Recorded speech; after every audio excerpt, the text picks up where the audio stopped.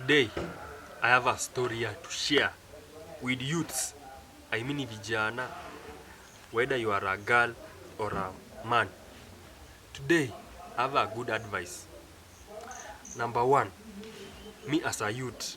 Na nimeka hivi chini nikaona mayouth wangu wanasuffer sana. Na the main reason inafanya wanasuffer ni one thing called peer pressure. You know this world, people are suffering because of peer pressure. And today I want to talk about peer pressure. You know, in this life, wewe ulizaliwa peke yako. Na vile ulizaliwa peke yako kwa hii maisha, you had one aim.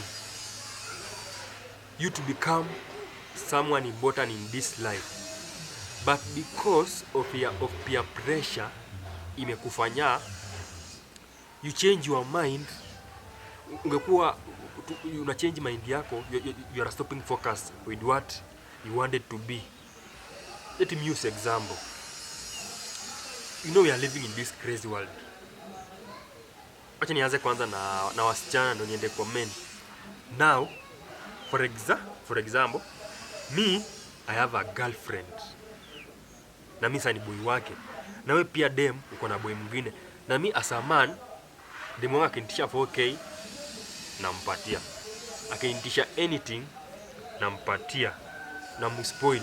Lakini ukiambia boy wako akufanyie hiyo kitu, hiyo uwezo haana. Na because ana hiyo uwezo, unamkasirikia, unasikia vibaya. Unacheki. Unajua kwa ile life watu wafanani.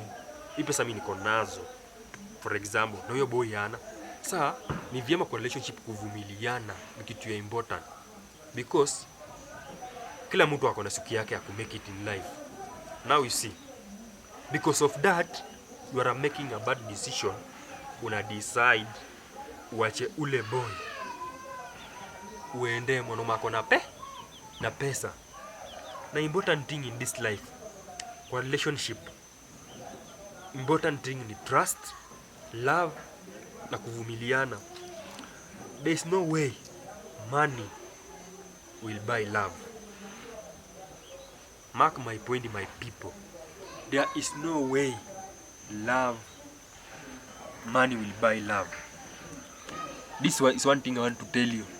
If you think money will buy love, you are then confused. In relationship, you need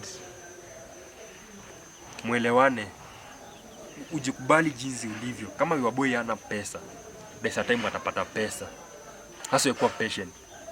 You know, some ladies are making wrong decision. They want shortcut life. They want sweet life. They want iPhone wanaende wa babas. And yet, they will use you. They will destroy you. And the end will watakuacha na something called depression. You know, peer pressure bring depression. Because that man has a wife na ashakutumia vibaya. So in this life, lesson, jifunze kuwa loyal na kukubali jinsi ulivyo. Number 2, pia utapata msana apiga luku vizuri. Msana ayako na gari. Kwa mfano sasa kuna mwenye ako na gari yake at my age. Na wewe una gari, upigi luku. Unaanza kuwa na hiyo roho, unaanza kujilinganisha na yeye. Kwa hii maisha watu wafanani. Na pia inafaa ujiulize, is that gari yenye ako nayo iko alipata kwa at the right time? Maybe hiyo mseni mwizi, hiyo mseni mkora na unataka kuishi life yake. Wewe jikubali jinsi ulivyo. In this life, if you need to avoid peer pressure, number 1, jikubali jinsi ulivyo. Work hard, put God first. Mambo yako itakuwa shwari. Avoid peer pressure. You know sometimes people, because of peer pressure, you have a friend who smoke weed, your friend who drink alcohol, your friend use those drugs, your friend maybe has a lot of girlfriend. Because of peer pressure, you want to be the same with that man. You think you'll succeed? My friend, be yourself. Be yourself. Being yourself will help you. Thank you so much.